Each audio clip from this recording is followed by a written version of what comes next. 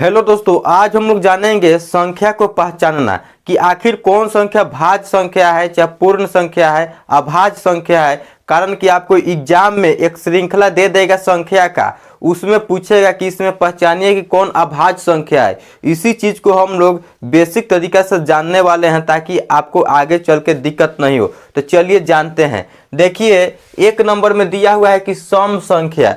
सम संख्या का मतलब होता है कि जो दो से पूरा पूरा कट जाए। जैसे कि दो हो गया, दो से दो के पहाड़ा में कट जाएगा, चार भी कट जाएगा, 6, 8, 10, यानी कि जितना दो से संख्या से कटते जाएगा वो सभी सम संख्या होगा। वही अगर विषम संख्या पूछ दे तो उसी का उल्टा हो जाए, यानी कि दो से नहीं कटता हो।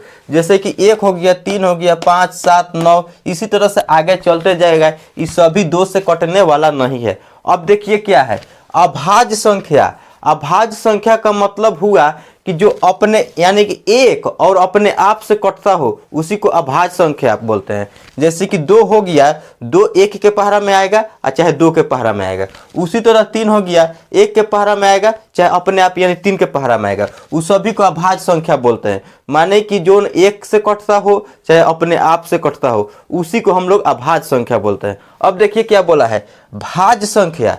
भाज्य संख्या का मतलब हुआ कि दो के अलावा माने अपने आप के अलावा और दूसरा कोई संख्या से कटता हो। जैसे 1 से भी कटता होगा, अपने पहाड़ा में भी कटता होगा, औरों कोई संख्या से कटता होगा। जैसे कि आपको देखिए 4 है, 4 आपको 1 के पहाड़ा में भी 4 आ जाएगा, 2 के पहाड़ा में भी आएगा, यानी कि 4 के पहाड़ा में भी आएगा। यानी कि भाज्य संख्या का मतलब हुआ 1 से कटता हो, अपने आप के पहाड़ा में आता हो और उसके अलावा कोई और संख्या। जैसे कि 2 से भी कट जाएगा। उसी तरह 6 हो गया, 1 के पहाड़ा में आएगा, 2 के पहाड़ा में आएगा, 3 के पहाड़ा में आएगा, 6 के पहाड़ा में आएगा।